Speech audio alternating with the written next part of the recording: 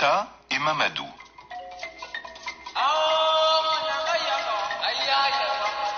Un jeune homme, du nom de Mamadou, qui voulait apprendre à lire et à écrire, partit un jour à la recherche d'une école.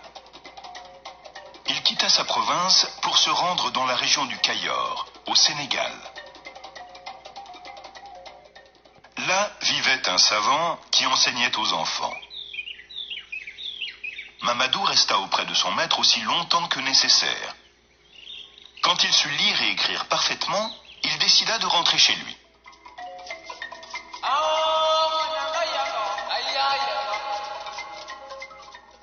Le jour de son départ, un camarade de classe qui appartenait à l'espèce des génies lui dit : « Nous sommes amis. Puisque tu t'en retournes chez toi, je vais te charger d'un message pour mes parents et je te transporterai dans ton village à la vitesse de l'éclair. Tu ne sais pas qui je suis, mais moi, je te connais bien, car nous sommes nés au même endroit. Nous autres, les génies, nous vous reconnaissons très bien. Mais vous, les humains, vous ne pouvez pas nous apercevoir. Quand tu seras chez toi, mets à ton doigt cette bague d'argent, et tu pourras voir les génies et leur village. Si tu l'ôtes, ou si tu la perds, tout disparaîtra de nouveau. »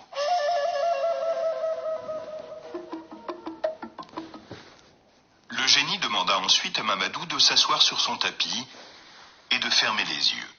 À peine Mamadou avait-il obéi qu'il se retrouva, comme par magie, dans son village. Le lendemain matin, Mamadou passa la bague à son doigt. Il aperçut alors tous les génies et leur village. Il alla rendre visite à la famille de son camarade. « Le génie, votre parent, vous envoie le bonjour, leur dit-il. « Et où est-il, notre cher enfant ?» lui demanda-t-on. « Je l'ai laissé dans un village du Cayor. Il continue de fréquenter l'école. »« Ah !» s'écrièrent les parents. « Notre brave petit se conduit bien. Et toi, Mamadou, il faut que tu t'en retournes chez toi. Mais chaque fois que tu auras du temps libre, ne manque pas de venir nous voir. » Mamadou s'en retourna chez ses parents. Mais chaque fois qu'il en avait l'occasion, il rendait de longues visites au génie.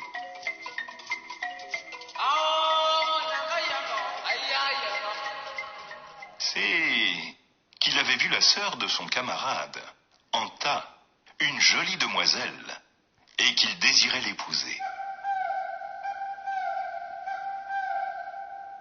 Lorsqu'il lui fit sa déclaration, Anta répondit : « Je ne demande pas mieux. Pourtant, j'hésite à me marier avec un être humain.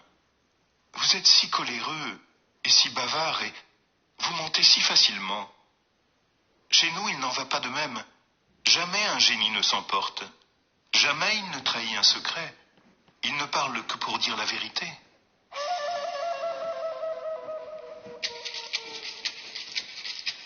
Mamadou protesta. « Quand nous serons mariés, tu verras que moi non plus. Je ne m'emporte pas et que jamais je ne mens. » « S'il en est ainsi, le mariage est conclu. Je t'accepte pour mari. Mais je te défends de révéler à quiconque que tu as épousé une femme de l'espèce des génies. » « C'est entendu, promit Mamadou. »« Eh bien, déclara Anta, nous pouvons célébrer notre mariage. » Depuis, Anta et Mamadou vivaient heureux.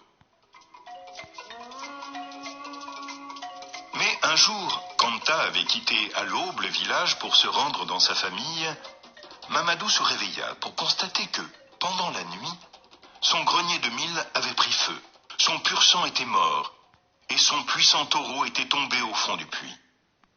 Mamadou et toute sa famille avec lui étaient désespérés. Anta revint en fin de journée. En s'approchant de la case de son mari, elle entendit la mère de celui-ci se lamenter. « En un seul jour, voilà ton grenier de mil dévoré par les flammes. Ton cheval de race meurt, puis c'est ton grand taureau, un taureau de 5 ans qui périt aussi. Cette maison va être ruinée dans peu de temps. Cela devait arriver. C'est la conséquence de ton mariage avec une femme de l'espèce des génies. »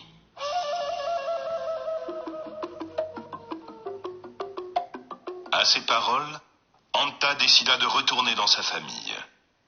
Mais avant de disparaître, elle suivit Mamadou jusqu'au champ.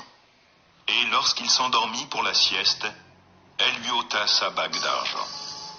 À son réveil, Mamadou ne pouvait plus apercevoir les génies ni leur village. Il essaya de suivre le chemin qui menait chez Anta. En vain. Le village avait disparu.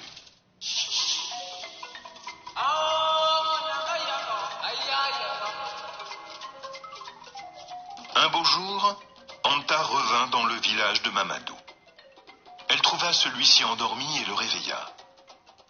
Il s'écria « Anta, d'où viens-tu » ?»« Je viens de mon village. »« Ce n'est pas vrai, vous l'avez tous quitté. »« Non, nous l'habitons toujours. »« Alors, pourquoi ne vivons-nous plus comme autrefois ?»« C'est qu'à présent notre mariage est rompu de par ma volonté. »« Pourquoi l'as-tu rompu ?»« Parce que tu n'as pas tenu ta promesse. »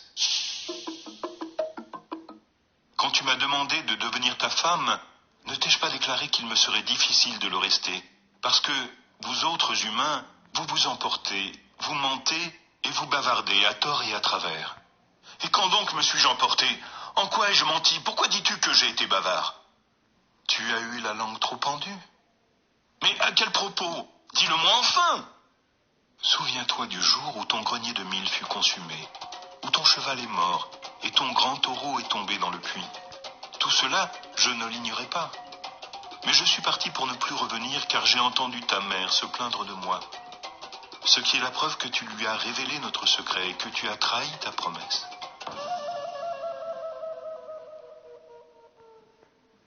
Je vais te raconter ce qui s'est réellement passé.